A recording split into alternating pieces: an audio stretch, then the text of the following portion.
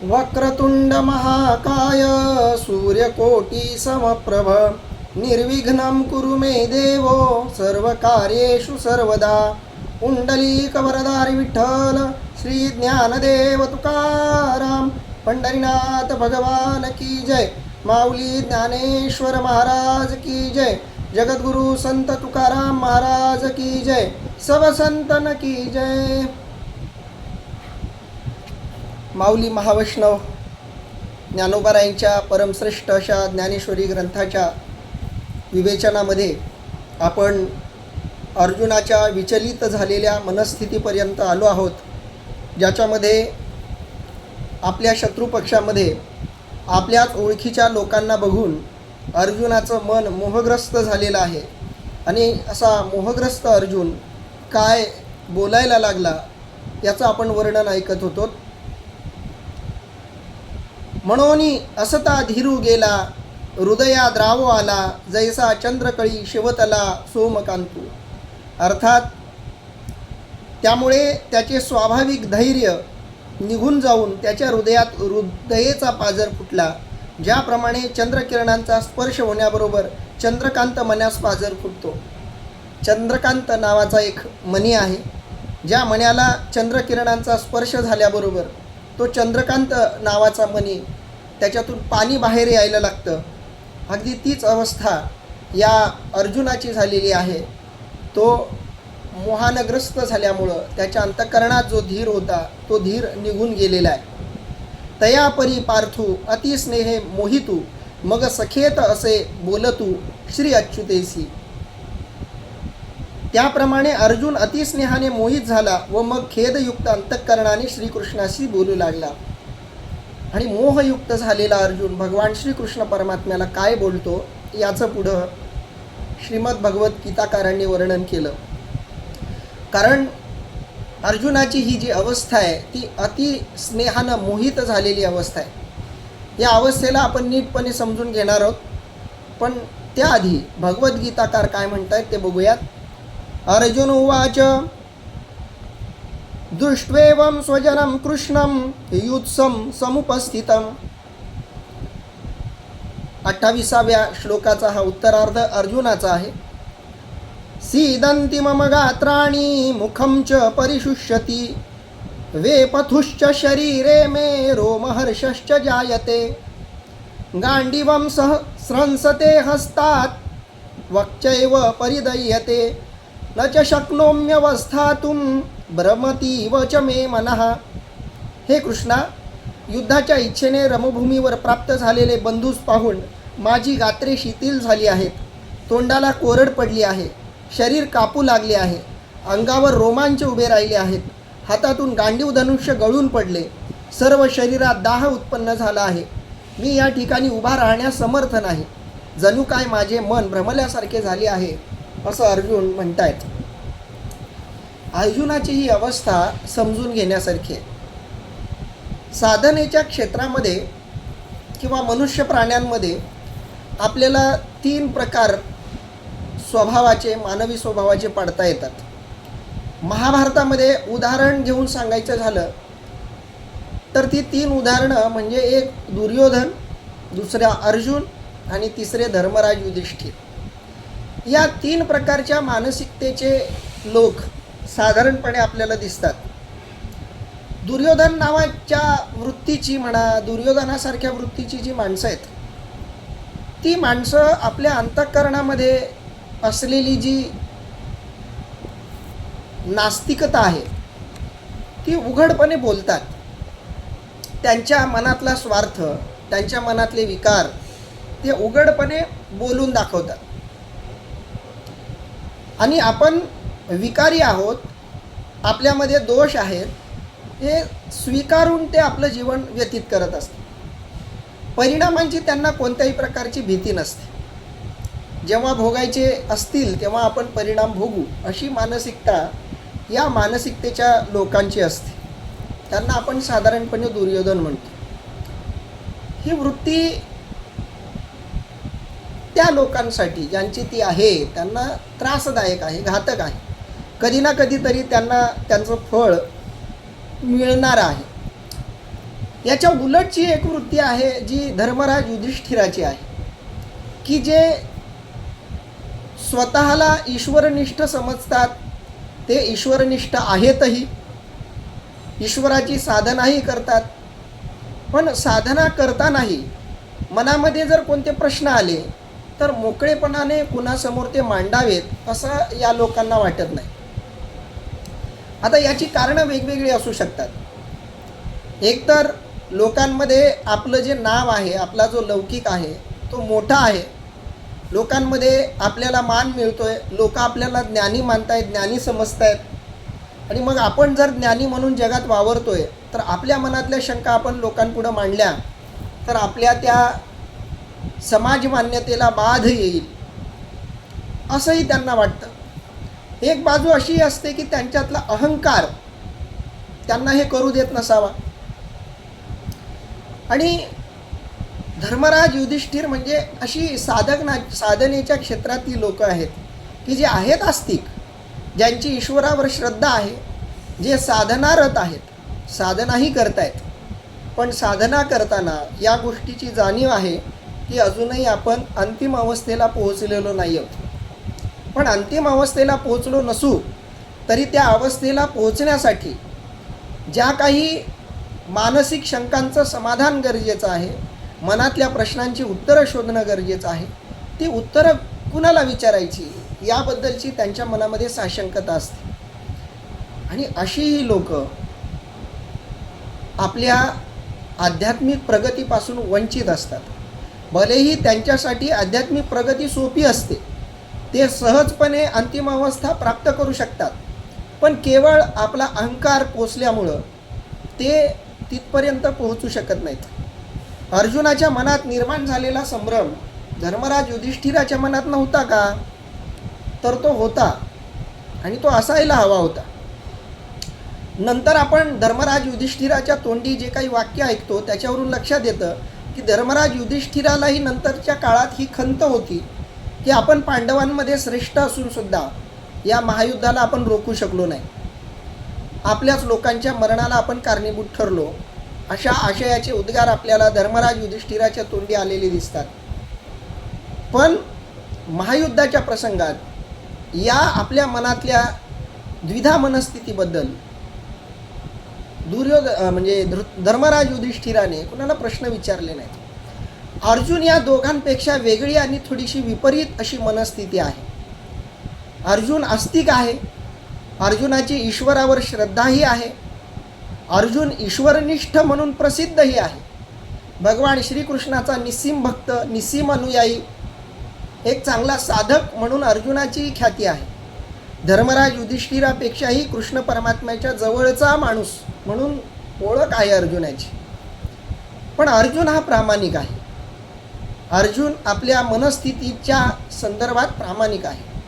आपल्या मनामध्ये ज्या शंका येतात, जे प्रश्न येतात, ते तो प्रामाणिकपणे लोकांसमोर मांडतो, व्यक्त करतो. आणि म्हणून अर्जुनाची मनस्थिती महत्त्वाची आहे. अर्जुन ही एक शक्यता आहे, अर्जुन ही परिवर्तनाची शक्यता आहे. धर्मराज युधिष्ठिर हा परिवर्तनाच्या अपेक्षेला नाकारणारा साधक आहे. ज्या अवस्थेत आपण आहोत त्याच अवस्थेमध्ये आनंदी राहणारा आणि जे काही घडतंय ते तटस्थपणे पाहू इच्छिणारा असा तो साधक आहे. साधना करताना तुम्ही कोणत्याही अवस्थेत आहात, पण आपली अवस्था जर परिपूर्ण नसेल किंवा आपल्या अवस्थेमध्ये काही शंका निर्माण होत असतील तर त्या प्रामाणिकपणे व्यक्त करून त्यांचं समाधान करून आपण आपल्या मनातल्या गाठी, साधनेतले अडथळे, गतिरोधक दूर करून आपण आपल्या मूळ ध्येयापर्यंत पोहोचण्यासाठी प्रयत्न केला पाहिजे. आणि म्हणून अर्जुन आपल्या मनाची झालेली अवस्था अतिशय प्रामाणिकपणे, कोणत्याही प्रकारचा आडपडदा न ठेवता, पारदर्शकपणे, ज्याला आपण इंग्रजीमध्ये सरेंडर म्हणतो, तो पूर्णपणे भगवंताच्या समोर समर्पित झालेला आहे, शरण आलेला आहे. आणि जे काही आतमध्ये घडतंय ते तो प्रामाणिकपणे मांडतोय. डॉक्टरच्या समोर गेल्यानंतर पेशंटनं जर आपले आजार लपवले तर नुकसान पेशंटचं होणार आहे, डॉक्टरचं त्याच्यामध्ये कोणतंही नुकसान होणार नाही. म्हणून किमान डॉक्टरच्या समोर तरी माणसांनी आपले आजार लपवू नयेत. त्यामुळं एखादा अधिकारी पुरुष आपल्याला भेटला, एखादा सिद्ध पुरुष आपल्याला भेटला, सद्गुरू भेटले, तर आपल्या मनातल्या शंका अत्यंत प्रामाणिकपणे आपण त्यांच्यासमोर ठेवल्या पाहिजे. समाधान होईल की नाही हा विषय वेगळा. कदाचित समाधान होऊ शकतं. नाही समाधान झालं तर किमान या गोष्टीचं तरी समाधान होईल की आपल्या प्रश्नाचं समाधान करण्याची पात्रता म्हणा किंवा योग्यता म्हणा या समोरच्या व्यक्तीमध्ये नाही. किमान ही तरी गोष्ट आपल्याला नक्की करता येईल. पण माणसानं आपल्या मनातल्या शंका, आपल्या मनातले प्रश्न प्रामाणिकपणे मांडले पाहिजेत. अर्जुन या अध्यायात, या परिस्थितीत जे काही स्वतःच्या संदर्भात घडतंय ते अतिशय प्रामाणिकपणे भगवंताच्या समोर मांडतोय. आता माऊली याचं वर्णन कसं करतायत बघा. तो म्हणे अवधारी देवा, म्या पाहिला हा मेळावा, तव गोत्र वर्गू आगवा देखिला येथ. अर्जुन म्हणाला, देवा मी हा सर्व सैन्य समुदाय पाहिला, तो येथे सर्व माझे गोत्रजच माझ्या दृष्टीस पडले. अर्जुनाचा जो दोष आहे हा दोष हाच आहे की त्याला इथं सगळे माझे दिसायला लागले आणि माझे याच्या संरक्षणासाठी माणूस नेहमी धडपड करत असतो. मी टिकला पाहिजे, मी सुरक्षित राहिला पाहिजे, ही अर्जुनाची इथं मानसिकता आहे. तो म्हणे अवधारी देवा, तो देवालाच म्हणायला लागलाय. तो म्हणे अवधारी, ऐका. अवधारी म्हणजे ऐका. देवा म्या पाहिला हा मेळावा, म्या म्हणजे मी, पाहिला म्हणजे बघितला हा मेळावा. मेळावा शब्दाचा अर्थ सैन्य समुदाय. तव गोत्रवर्गू आघवा, तव त्यावेळी गोत्रवर्गू, गोत्र म्हणजे जे नात्यातली वगैरे लोक आहेत तीच आघवी म्हणजे सर्व देखिला येतं. मी माझ्याच सगळ्यांना इथं बघायला लागलोय. जेव्हा अंतःकरणामध्ये मोह निर्माण होतो तेव्हा तो मोह थोडासा व्यापक रूप धारण करतो. अर्जुनाच्याही अंतःकरणामध्ये मोहानं जागा घेतलेली आहे. हे संग्रामी उदित जाहले असे कीर समस्त, पण आपण पेया उचित केवी होय. संभ्रमावस्थेत आल्यानंतर माणूस स्वतःची जी भावना आहे तिचं समर्थन करायला लागतो. साधनेमधला खरं तर हा खूप मोठा दोष आहे. मला जे वाटतंय तेच अंतिम आहे, मला जे वाटतंय तेच खरं आहे असं वाटणं हा साधनेतला महत्त्वाचा दोष आहे. म्हणून अर्जुन म्हणतोय बघा, हे सर्व युद्ध करण्याकरता तयार झाले आहेत खरे, परंतु त्यांच्याबरोबर युद्ध करणे आपल्याला कसे उचित होईल. आपल्या मनातली अवस्था जशीच्या तशी देवाला सांगताना अर्जुन देवालाच ज्ञानाच्या गोष्टी, आचरणाच्या गोष्टी, नीतिशास्त्र सांगायला लागला. हे संग्रामी उदित, उदित या शब्दाचा अर्थ उद्युक्त, तयारीनिशी आलेले. हे संग्रामी, संग्रामी म्हणजे युद्धात, हे संग्रामी उदित, हे सगळे युद्धामध्ये अतिशय उद्युक्त होऊन तयार होऊन, अगदी काय म्हणू आपण त्याला, प्रोत्साहित होऊन उतावळेपणानं युद्धासाठी आलेले आहेत. जाहले असं ती कीर समजते. हे सगळेजण युद्धासाठी उद्दीपित झालेले आहेत, तयार झालेले आहेत. कोण तर असं ती कीर समजतं. सगळेच जण खऱ्या अर्थानं या युद्धाच्या इच्छेनं इथं आलेले आहेत, पण आपण या उचित केवी होय. पण आपल्यासारख्याला त्यांना मारणं हे उचित होईल का. ते जरी युद्धाच्या मानसिकतेनं आले असले तरी आपण युद्ध करणं योग्य होईल का. अर्जुनाची ही जी भावना आहे ती भावना चुकीची आहे असं नाही. अर्जुनाला जे वाटतंय ते वाटणं हे एका सद्गुणी पुरुषाचं लक्षण आहे. पण सद्गुणसुद्धा कुठं सद्गुण ठरतात. सद्गुणांची सुद्धा जागा असते. अयोग्य जागी योग्य सद्गुणसुद्धा दुर्गुण ठरतो आणि चुकीच्या वेळी अंतःकरणात धारण केलेला दुर्गुणसुद्धा सद्गुण ठरतो. व्यवहारामध्ये, नीतिशास्त्रामध्ये अशी आपण अनेक उदाहरणं पाहतो. क्रूर बनणं हा दोष आहे, पण एखाद्या वेळी क्रूर बनणं हे एखाद्याच्या हिताचं होऊ शकतं. एखादा डॉक्टर ऑपरेशन करण्यासाठी ऑपरेशन थिएटरमध्ये गेला आहे, ऑपरेशन सुरू आहे आणि काहीतरी दुखापत झालेली आहे समोरच्या पेशंटला आणि त्याचा कोणता तरी एखादा अवयव कापून काढायचा आहे अशी परिस्थिती आहे. आणि डॉक्टरला अशा परिस्थितीमध्ये दयाभाव उत्पन्न झाला, अशा परिस्थितीत त्याच्या मनात परोपकाराची भावना निर्माण झाली. अशा वेळी तो अहिंसक बनला.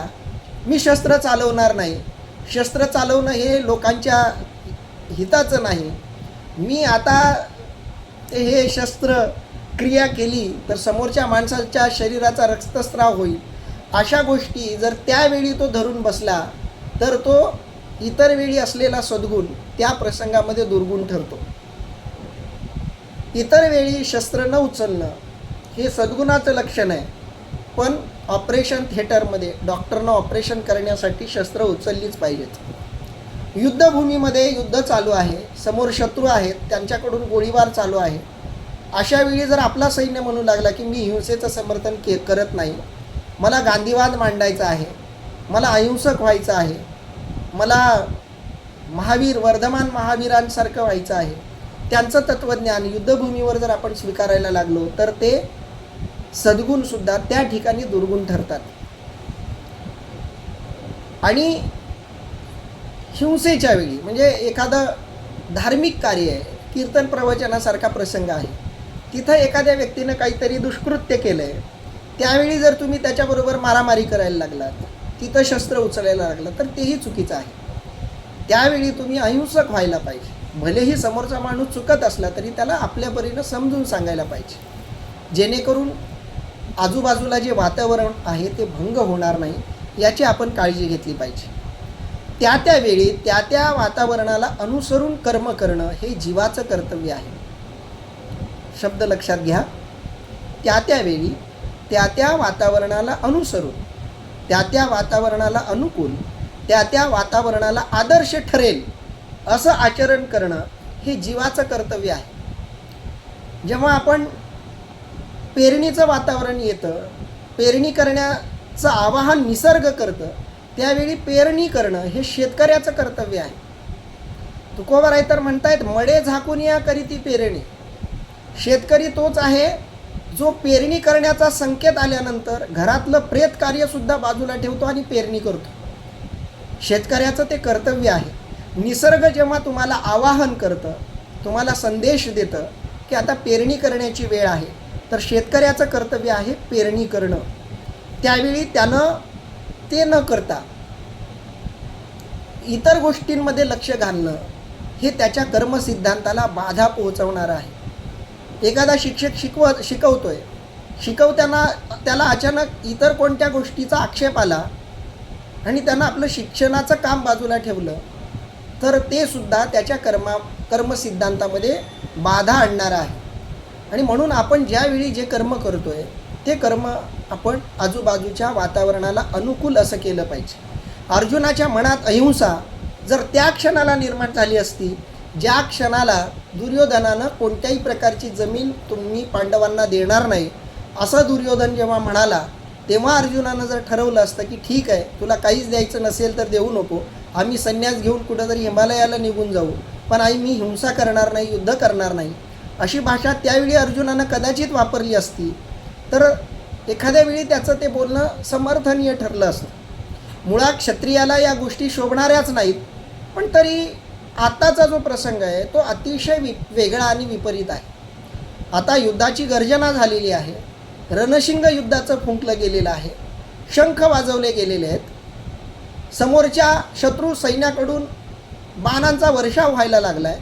अशा परिस्थितीमध्ये अर्जुन जर युद्धाचं वातावरण असताना दयेचा भाव व्यक्त करत असेल तर तो एका अर्थानं स्वभाव दोष म्हणायला हवा, आणि त्या दोषामध्ये अर्जुन आहे. आणि म्हणून तो म्हणतोय की देवा, युद्धाच्या इच्छेनं कौरवांचे सगळे सैन्य जरी आले असले तरी आपल्यासाठी तरी ते उचित नाही त्यांच्याबरोबर युद्ध करणं.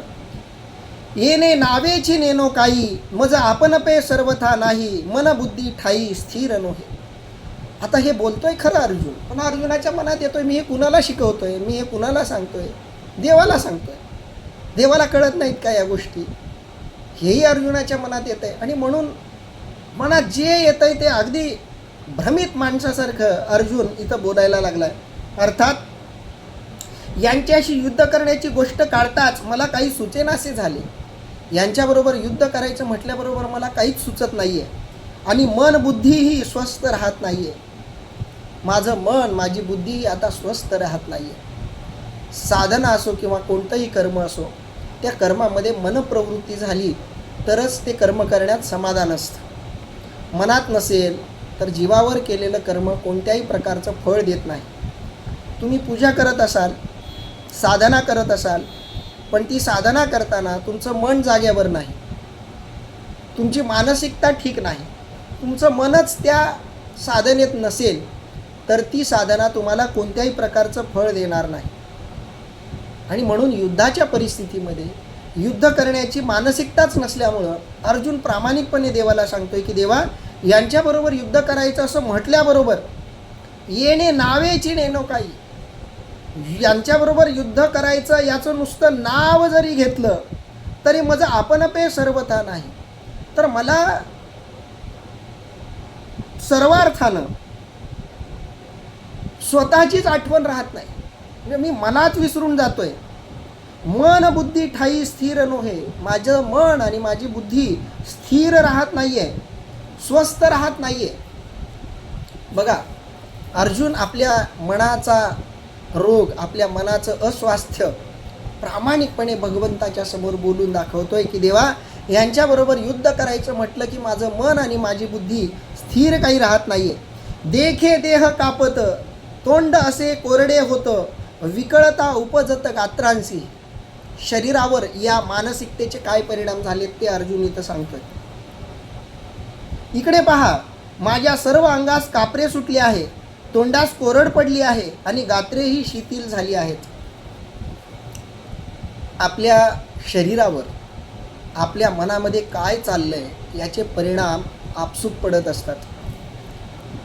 शरीर हे आपल्या मनाचं प्रतिबिंब आहे.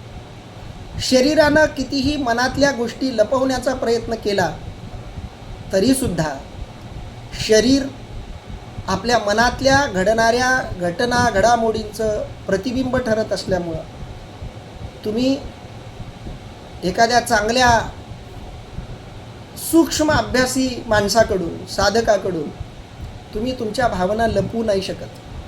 कारण मनात जे चाललं आहे ते तुमच्या चेहऱ्यातून व्यक्त होत असतं. तुमच्या चेहऱ्यातून, तुमच्या बोलण्यातून सुद्धा, आपल्या बोलण्यातून सुद्धा आपले रोग स्पष्ट होत असतात, मानसिक रोग विशेषतः. म्हणून आपण काय बोलतोय, कसं बोलतोय याच्यावरून आपली मानसिक अवस्था स्पष्ट होत असते. कोणत्या परिस्थितीमध्ये काय बोललं जातं आहे एखाद्या व्यक्तीकडून, त्यावरून त्या व्यक्तीची अवस्थासुद्धा स्पष्ट होते. आणि म्हणून अर्जुनाच्या मनामध्ये जे काही चाललं आहे तो सगळा संभ्रम असा जो प्रसंग त्याच्या मनात चालला आहे, त्याच्या मनात जो मोह निर्माण झाला आहे, ह्या सगळ्याचा परिणाम आपल्याला अर्जुनाच्या या शरीरातून व्यक्त व्हायला लागला आहे. आणि अर्जुन देवाला सांगतोय, देवा देखे देह कापत, देवा बघ माझं शरीर कापायला लागलंय, थरथरायला लागलंय. तोंड असे कोरडे होतं, माझं तोंड कोरडं पडायला लागलंय. शरीरातून या गोष्टी कधी बाहेर येतात? जेव्हा मानसिक स्वास्थ्य बिघडतं तेव्हा आपोआपच शरीर त्याच्या सूचना द्यायला लागतं.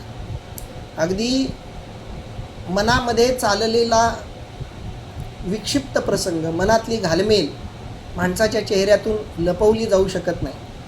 आणि म्हणून तोंडाला कोरड पडणं, शरीर थरथर कापणं, विकळता उपजत गात्रांसीही, गात्रांमध्ये सुद्धा, वेगवेगळ्या अवयवांमध्ये सुद्धा व्याकुळता निर्माण झालेली आहे. एक प्रकारचा कंप निर्माण झालेला आहे, एक प्रकारची अशक्तता या सगळ्या इंद्रियांमध्ये आलेली आहे. आणि म्हणून आता काय करावं असं मला काही सुचत नाही आहे. सर्वांगा कांटाळा आला, अति संतापू उपनला, तेथ बेंबळ हातू गेला गांडीवाचा. अर्थात सर्वांगावर काटा आला आहे, रोमांच आलेले आहेत, काटा आलेला आहे शरीरावर, अगदी आग भडका झाला आहे शरीरामध्ये, जणू काही आग आग असं शरीर व्हायला लागलंय. गांडीव धनुष्य धरण्याचा हातही ढिला पडलेला आहे. गांडीव धनुष्य ज्या हाताने उचलायचं तो हात सुद्धा गलित गात्र झालेला आहे. अशी अवस्था अर्जुन सांगतोय. सर्वांगा कांटाळा आला. कांटाळा शब्दाचा अर्थ आहे काटा. सगळ्या शरीराला काटा आलाय, बारीक बारीक काटे आपल्या शरीरावर उभे राहतात, रोमांच. तशी थोडीशी परिस्थिती अर्जुनाची झालेली आहे. खरं तर रोमांचित शरीर होणं हे चांगलंही लक्षण आहे, पण ते शरीर रोमांचित होणं कोणत्या कारणानं आहे हेही तितकंच महत्त्वाचं आहे. भक्तीमध्ये, साधनेमध्ये सुद्धा एका विशिष्ट अवस्थेला शरीर रोमांचित होतं. तुम्ही साधनेला बसलात, ध्यानाला बसलात की चैतन्याची ऊर्जा जेव्हा संबंध शरीरभर संचरते तेव्हा आपोआप एका विशिष्ट अवस्थेत शरीरालाही काटा येतो. पण तो काटा हा साधनेत चांगलं संकेत देणारा आहे. परंतु अर्जुनाला आत्ता या प्रसंगामध्ये जे शरीरावर काटा आला आहे तो मात्र त्याच्या मनातल्या भ्रमित अवस्थेचं सूचन करणारा आहे. सर्वांगावर काटा आला आहे, सर्वांगा कांटाळा आला, अतिसंतापू उपनला. मनामध्ये अतिशय संतापाची भावना निर्माण झालेली आहे, बेचैन अवस्था झालेली आहे. काय करू काय नाही असं वाटायला लागलं आहे. मनामध्ये संतापाची भावना आलेली आहे. आणि त्यामुळं ते तर बेंबळ हातू गेला गांडीवाचा. गांडीव धनुष्य ज्या हातात धरायचा आहे तो हातही ढिला पडलेला आहे. ज्या आत्मविश्वासानं धनुष्य उचललेलं होतं तो आत्मविश्वास गळाल्यामुळं आपोआपच हातातली ताकदसुद्धा निघून गेलेली आहे. म्हणून बघा, शरीराचं आणि मनाचं खूप सुंदर नातं इथं आपल्याला दाखवता येतं. शरीर कसं असावं हे मन ठरवत असतं. तुमचं मन आत्मविश्वासानं युक्त असेल, मनामध्ये आत्मविश्वास असेल, आत्मशक्ती असेल, तर तुमचं शरीर कसंही असलं तरी तुमच्या मनाच्या स्वास्थ्याचा परिणाम तुमच्या शरीरावर होत असतो. अष्टावक्र महामुनी जे जनक राजांनी ज्यांना गुरु मानलेलं होतं ते त्यांचं शरीर सगळ्याच जागी वाकडं झालेलं होतं. आईच्या गर्भात असताना वडिलांकडून ब्रह्मज्ञान आत्मज्ञान ऐकताना त्यांच्याकडून काहीतरी चूक झाली. ती चूक त्यांनी दाखवली म्हणून रागाच्या भरात वडिलांनी गर्भालाच लाथ मारला, म्हणून त्या गर्भाला वेगवेगळ्या जागी गर्भ वाकडा झाला. ते अष्टावक्र महामुनी. त्यांचं शरीर अनेक ठिकाणी वाकडं असलं तरी आत्मतेज त्यांच्या चेहऱ्यातून स्पष्ट होत होतं. जनक राजांनी जेव्हा अष्टावक्र महामुनींना बघितलं तेव्हा त्यांचं सामर्थ्य त्यांना कळालं. कारण अष्टावक्र महामुनी जेव्हा जनक राजाच्या दरबारात आले तेव्हा सगळा दरबार हसायला लागला. आत्मज्ञानाची ब्रह्मज्ञानाची चर्चा चालू होती आणि त्यातल्या कोणत्या तरी एका प्रश्नावर सगळेजण थांबले आणि त्याचं उत्तर देण्यासाठी जेव्हा अष्टावक्र महामुनी आले तेव्हा सगळेजण त्यांच्यावर बघून हसायला लागले. हात वाकडा, पाय वाकडा, म्हणजे सगळ्या शरीराचे भाग वाकडे तिकडे झालेले. सगळेजण हसायला लागले. तेव्हा अष्टावक्र महामुनी म्हणाले की राजा, मी इथून निघतो. मला वाटलं की ही ब्राह्मणांची धर्मसभा असेल, पण इथं सगळे चांभार जमा झालेत असं मला जाणवतं आहे, म्हणून मी जातो. सगळ्यांना प्रश्न पडला की तू आम्हाला चांभार कशावरून म्हणतो? तर ज्यांच्या डोक्यात फक्त चमडा असतो त्यांना चांभार म्हणू नये तर काय म्हणावं. आणि जनक राजांनी त्यांचं तेज ओळखलं आणि त्यांना गुरु केलं, अशी कथा आहे. तुमच्या शरीराची रचना कशी आहे हे महत्त्वाचं नाही, तुमची मानसिकता किती स्वस्थ आहे, मनाने तुम्ही किती स्वस्थ आहात ही गोष्ट खूप महत्त्वाची आहे. अर्जुनाचं मनस्वास्थ्य बिघडल्यामुळं त्याचं शरीर स्वास्थ्य आपोआपच बिघडायला लागलेलं आहे. आणि म्हणून आत्मविश्वास होता तेव्हा अतिशय सशक्तपणे ज्या हातानं गांडीव धनुष्य उचलला, मनातल्या संभ्रम अवस्थेमुळं तोच गांडीव धनुष्य हातात उचलता येणार नाही अशी अवस्था हातांची झालेली आहे. तोच हात ढिला पडलेला आहे. ते न धरताची निष्ठले परी नेणेची हातोनी पडिले, ऐसे हृदय असे व्यापिले मोहे. त्यामुळे ते माझ्या हातून केव्हा गळून पडले हे देखील मला समजले नाही. इतके माझे अंतःकरण आप्तवर्गाच्या मोहाने व्याकुळ झाले आहे. ते न धरताचे निष्ठले, ते मी धरलंय न धरलंय हेही मला कळलं नाही. न धरताची निष्ठले, कधी हातातून ते गळून पडलं हे कळलंच नाही. परी नेनेचे हातोनी पडिले, बघा, ते न धरतची निष्ठले म्हणजे त्याला असं गच्च पकडून धरावं अशी ताकदच नसल्यामुळं, ते न धरता आल्यामुळं ते निष्ठलं, हातातून गळून पडलं. परी नेनेची हातोनी पडिले, नेनेची हातोनी पडिले, म्हणजे माझ्या हातातून ते कधी पडलं तेही मला कळलं नाही. नेनेची, मला कळलंच नाही. नेने म्हणजे न कळणे.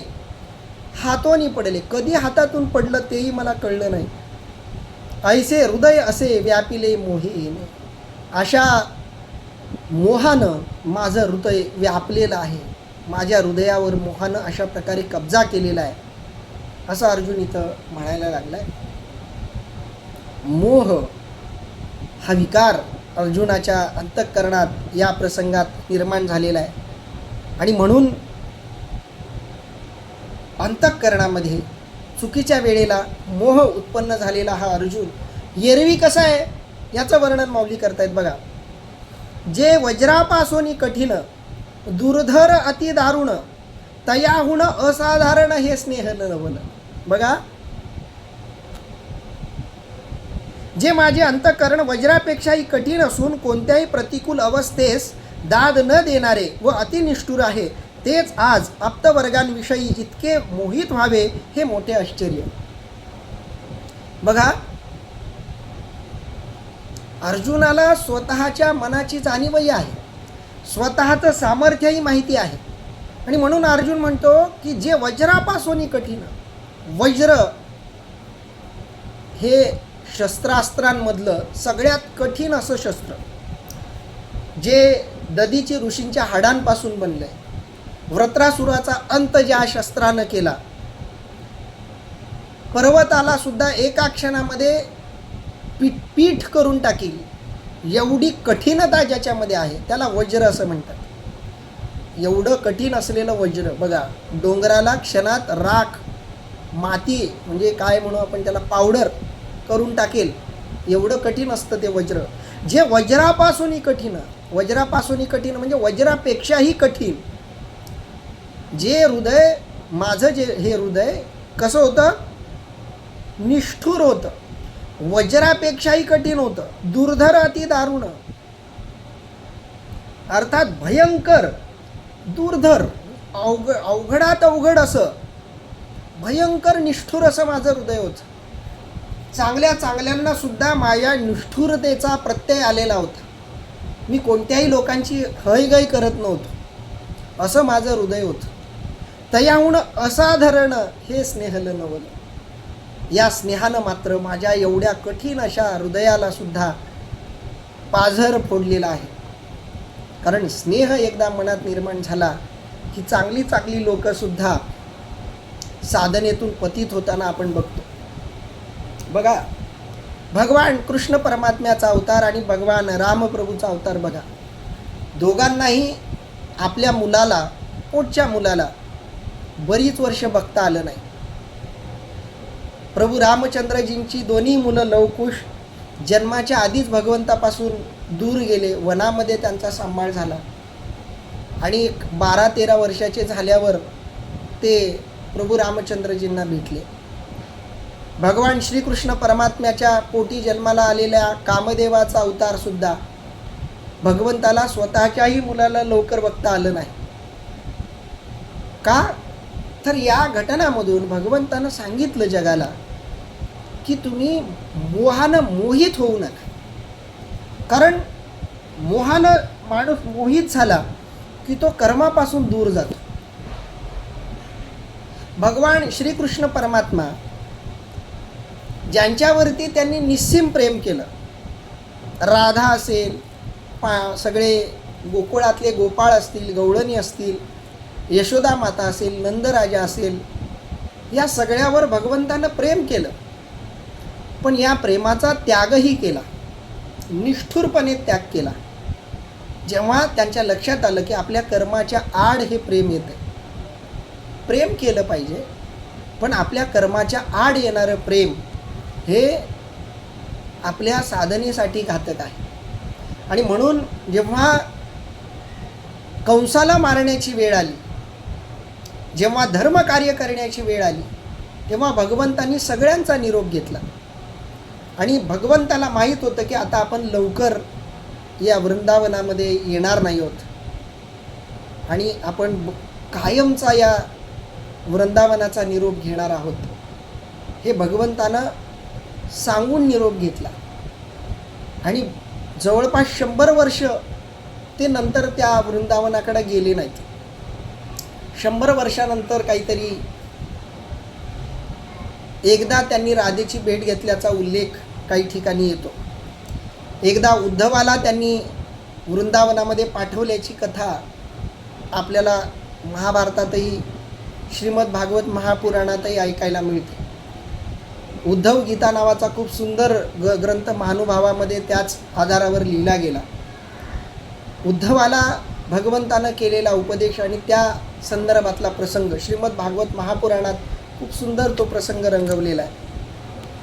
मोहानं मोहित होऊन कर्म जर बाधित झालं तर ते जगाच्या हितासाठी घातक ठरेल याची जाणीव भगवंताला होती. आणि भगवंतानं आपल्या आचरणातून हा संदेश जगाला दिलेला होता. आणि अर्जुन आज त्याच्या अतिशय विपरीत वागत होता. युद्धाच्या प्रसंगी, कर्माच्या प्रसंगी, कर्माला अंतिम रूप देण्याच्या प्रसंगी तो आपल्या आप्त इष्टांच्या प्रेमानं, मोहानं बाधित झालेला होता. आणि म्हणून ज्याचं हृदय वज्रापेक्षा कठीण आहे, ज्याचं हृदय भयंकर असं कठीण आहे, दुर्धर असं आहे, म्हणजे ज्याला सहजपणे बाधा पोचवता येणार नाही, भंग पावणार नाही, असं कठीण असं असलेलं हृदय, पण हे स्नेह, हा मोह, हे प्रेम याच्यापेक्षाही नवलपूर्ण आहे. की स्नेह मनात निर्माण झाला की कठीणातला कठीण माणूसही सहजपणे पोखरला जातो, पाझरला जातो. त्याच्या दृष्टीनं काही ठिकाणी माऊलींनी पुढं उदाहरणंही दिलेली आहेत. माऊलींनी सुद्धा पुढं उदाहरण दिलं आहे, त्याचं आपण विस्तारानं नंतर चिंतन करूयात. पण ही गोष्ट खरी आहे की साधना करणाऱ्या साधकांच्या अंतःकरणात मोह निर्माण झाल्यामुळं त्यांची साधना खंडित झाल्याची अनेक उदाहरणं आपण ऐकतो. जडभरत राजाचं मी नेहमी उदाहरण देत असतो. जडभरत राजा हरिणगर्भा गेला, घाला तो घातला वासनेने. अर्थात हरणावरती प्रेम करून, हरणाच्या प्रेमानं मोहित झालेला राजा जडभरत सगळ्या गोष्टींचा त्याग करूनही पुनर्जन्माला प्राप्त झाला. याचं कारण मोहानं व्याकुळ झाल्यामुळं त्याला ती परिस्थिती आली. म्हणून कर्म करताना आप्तेष्ठांच्या प्रेमानं, स्नेहानं, मोहानं बाधित होणं, व्यापित होणं ही गोष्ट साधकासाठी घातक आहे. हीच गोष्ट इथं माऊलींनी सुचवलेली आहे. जेने संग्रामी हरू चिंतिला, निवात कवचांचा ठाव फेडिला, तो अर्जुन मोहे कवळीला क्षणा माझी. जेने संग्रामी हरू चिंतिला. बघा, भगवान शंकर परमात्म्यालाही अर्जुनानं हरवलं. महाभारतामध्ये खूप सुंदर ती कथा वर्णिलेली आहे की युद्धासाठी अर्जुन निघाला आणि एका प्राण्याची शिकार अर्जुनानं केली आणि त्याचवेळी दुसऱ्या एका पारध्यानंही बाण मारला. मग कुणाच्या बाणानं तो प्राणी मेला याच्या संदर्भात या दोघांचं युद्ध झालं आणि ते भीषण युद्ध झालं दोघांमध्ये, अर्जुनामध्ये आणि भगवान शंकरामध्ये स्वतः. आणि कथा सांगते की भगवान शंकराला सुद्धा अर्जुनानं त्या युद्धामध्ये हरवलं, ही कथा आहे. आणि म्हणून भगवान शंकराला हरवणारा अर्जुन असा अर्जुनाचा नावलौकिक आहे. माऊलीने तो संदर्भ दिला आहे. जेने संग्रामी हरू चिंतिला, ज्यानं संग्रामामध्ये, युद्धामध्ये, हरू म्हणजे शंकर, हर, हरिहर, हरू जिंतीला, ज्यानं युद्धामध्ये भगवान शंकराला जिंकलंय. निवात कवचांचा ठावो फेडिला, निवात कवच सारख्या राक्षसालाही ज्यांनी ठार मारलं. हे दोन राक्षस ज्याला आधीच्या युद्धामध्ये अर्जुनानं ठार मारलेलं आहे. ठावो फोडिला, फोडिला म्हणजे मागमूस नाहीसा केला असा अर्थ आहे त्याचा. निवात कवच नावाच्या दोन्ही राक्षसाचा नामो निशान ज्यानं मिटून टाकलं, तो अर्जुन मोहे कवळीला क्षणा माझी. असा निष्ठुर मनाचा अर्जुन क्षणामध्ये मोहानं कवळून टाकला. तो अर्जुन मोहे कवळीला, असा अर्जुन ज्यानं संग्रामामध्ये हरू जिंतीला, शंकराला जिंकलं. निवात कवचासारख्या राक्षसांचा नामोनिशान ज्यानं मिटवून टाकलं तो अर्जुन मोहे कवळीला ग्रासून टाकलं मोहानं त्याला. क्षणामागे एका क्षणात सगळ्या शत्रू लोकांना बघितल्याबरोबर एका क्षणात स्नेह निर्माण झाला, मोह निर्माण झाला आणि त्याचं कठीण असं हृदय मोहानं व्याप्त झालं. तो कोमल हृदयाचा झाला, त्याच्या हृदयात स्नेह जागृत झाला. शत्रूही त्याला जवळची आपली लोक वाटायला लागली. त्याच्या अहंकाराच्या क्षेत्रानं, मीत्वाच्या क्षेत्रानं त्या शत्रू गटातल्या लोकांनाही आपलंसं करून टाकलं आणि त्याचा मोह वाढला, त्याचा मी वाढला, त्याचा मी आणखी व्यापक झाला. जैसा भ्रमरभेदी कोडे भलतैसे काष्ट कोरडे परी कळिके माझी सापडे कोवळी. माऊलीने खूप सुंदर उदाहरणं दिलेत. त्या उदाहरणाचं आपण स्वतंत्र चिंतन करणार आहोत. उद्याच्या दिवसामध्ये आपण करू. फक्त ही एक ओवी आता आली म्हणून आपण ती घेऊ. जैसा भ्रमरभेदी कोडे, भ्रमर जो भुंगा असतो, भ्रमरभेदी कोडे, कोडे म्हणजे सहजपणे, भ्रमरभेदी कोडे भलतैसे काष्ट कोरडे, किती कठीणातलं कठीण. काष्ट म्हणजे लाकूड, कोरडं, कोरडं लाकूड कसंही असो, भलतैसे म्हणजे कसेही, काष्ठ कोरडे, काष्ठ म्हणजे लाकूड, कोरडं लाकूड कसंही असो, कोडे म्हणजे क्षणात, भेदी म्हणजे पोखरणं, भ्रमर. जैसे ज्याप्रमाणे भ्रमर सहजपणे अवघडातलं अवघड लाकूड सहजपणे कोरतो.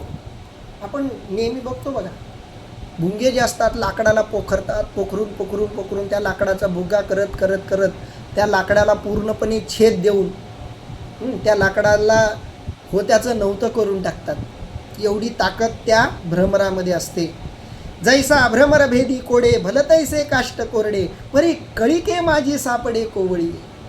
पण असाच भुंगा जेव्हा कोवळ्या अशा फुलांच्या पाकळ्यांमध्ये अडकतो. बघा, भ्रमर फुलांमध्ये असलेला मकरंद सेवन करण्यासाठी फुलांवरती बसतो. फुलांवरती बसून मकरंद सेवन करतो. विशेषतः कमळाच्या फुलांचा मकरंद तो सेवन करताना आपसुकच सूर्य मावळल्यानंतर ती कमळाची पानं आपोआप बंद होऊन जातात आणि तो भुंगा त्या पाकळ्यांमध्ये अडकून बसतो. अडकल्यानंतर आता कल्पना करा की जो भ्रमर अवघडातला अवघड लाकूड पोखरतो त्याला त्या कमळाच्या पाकळ्या पाखरणं किती अवघड असेल. सहजपणे तो त्याला पाखरू शकेल, सहजपणे तो जो लाकडाला भेदू शकतो त्याला कमळाच्या पाकळ्या पोखरणं किती अवघड जाणार आहे. काही अवघड जाणार नाही. पण होतं काय, तो भ्रमर त्या कमळाच्या पाकळ्यांमध्ये अडकतो. तिथं अडकल्यानंतर तेथ उत्तीर्ण होईल प्राणे परी कमळदळ चिरो नेणे तैसे कठीण कोवळेपणे स्नेह देखा. किती सुंदर दृष्टांत माऊलींनी दिलाय बघा, किती समर्पक उदाहरण देत आहेत माऊली. तो भ्रमर अवघडातला अवघड लाकूड सहजपणे पोखरू शकतो. तो भ्रमर कमळाच्या पाकळ्यांमध्ये अडकल्यानंतर त्या कमळाच्या पाकळ्यांना भेदण्याचा विचारही करत नाही, प्रयत्नही करत नाही. त्याच्या मनात तो विचारसुद्धा येत नाही की आपण याला पोखरावं, आपण याला पोखरू शकतो, हे त्याला कळतच नाही. ते तर उत्तीर्ण होईल प्राणे. बघा इथं आलेला अर्थ आहे पहा. जसा भ्रमर कोणत्याही वाळलेल्या कठीण लाकडा सहज भोग पाडतो, परंतु तोच भ्रमर कोवळ्या कमळाच्या कळीमध्ये ती मिटल्यावर अडकून पडतो. तेथे त्याचा प्राण जरी गेला तरी तो त्या कमळाच्या पाकळ्यांना भोग पाडण्याचे मनातही आणत नाही. त्याप्रमाणेच आप्तवर्गाचा मोह कोमल असला तरी तोडण्यास कठीण आहे. बघा, जैसा भ्रमरभेदी कोडे भलतैसे काष्ट कोरडे परी कळिके माझी सापडे कोवळीये. त्या कोवळ्या अशा कळ्यांमध्ये तो सापडतो. ते तर उत्तीर्ण होईल प्राणे. तिथं जीव गेला तरी चालेल परी कमळदळ चिरून येणे. कमळदळ, कमळाच्या पाकळ्या चिरायचा त्याच्या मनात विचारही येत नाही. तैसे कठीण कोवळेपणे स्नेह देखा. तसा हा स्नेह आहे, इतका कठीण आहे हा स्नेह की तो अर्जुनासारख्या वज्रासारखं हृदय असलेल्याच्याही हृदयाला सहजपणे भेदून टाकतो. पण हाच मोह आपल्या लोकांना कोणत्याही प्रकारचा धक्का, आपल्या लोकांना कोणत्याही प्रकारचं दुःख तो देऊ इच्छित नाही. तैसे कठीण कोवळेपणे स्नेह देखा. हा मोह कठीण असूनही कोवळा आहे आणि कोवळा असूनही कठीण आहे. म्हणजे बघा, मोह इतका कठीण आहे की तो अर्जुनासारख्या लोकांनाही मोहित करू शकतो. जडभरत राजासारख्या लोकांनाही मोहित करू शकतो. एवढा तो कठीण आहे. आणि कोवळा किती आहे तर तो भ्रमर जसं कमळदळाला चिरू शकत नाही, तसं तो आपल्या वाटलेल्या कोणत्याही व्यक्तीला दुःख देऊ शकत नाही. असा हा मोह आहे. आणि म्हणून माऊली म्हणतायत, अर्जुनाची मनस्थिती, अर्जुनाची अवस्था तशी झालेली आहे. ज्यानं भगवान शंकराला जिंकलं, ज्यानं निवात कंसासारख्या राक्षसांना मारलं, ज्यानं मोठमोठी युद्ध जिंकली, असा अर्जुन क्षणार्धामध्ये युद्धाच्या ठिकाणी शत्रू पक्षातल्या लोकांना, त्यांच्यामधल्या आप्तेष्टांना बघून स्नेहानं, मोहानं मोहित झाला आणि गर्भगळीत होऊन त्यांना आपलं धनुष्यबाण टाकलं. असं या मोहाचं, स्नेहाचं वेगळेपण, कौतुक माऊली इथं करताना दिसत आहेत. आज आपण इथं थांबूयात. उद्या आपण पुढच्या ओव्यांचं चिंतन करूयात. पुंडलिक वरदारी विठ्ठल, श्री ज्ञानदेव तुकाराम, पंढरीनाथ भगवान की जय. माऊली ज्ञानेश्वर महाराज की जय. जगद्गुरु संत तुकाराम महाराज की जय. सब संतन की जय.